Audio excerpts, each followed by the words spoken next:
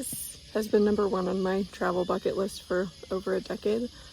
We're at Angkor Wat. This is just one building of this huge complex. It was built in the 12th century by the Khmer. We read it as Khmer, but the Khmer people. So for context, that's before the Magna Carta. It was built before Genghis Khan, long before the Aztecs and the Inca.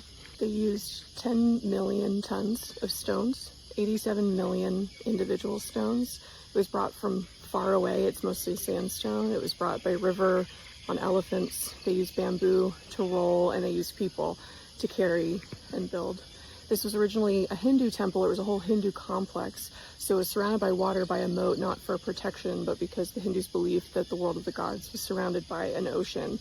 And then when the Khmer leaders, the kings, converted to Buddhism, as Buddhist traders started to come into the region, and kind of like Islam spread into Africa, a lot of leaders converted to Buddhism because it was more popular amongst the trade, amongst the different kind of civilizations. They then converted these temples into Buddhist temples. So sometimes they would cover up Hindu gods, but a lot of times they would just move Hindu gods, not away, but just out of like the central places, and then put Buddhist statues in.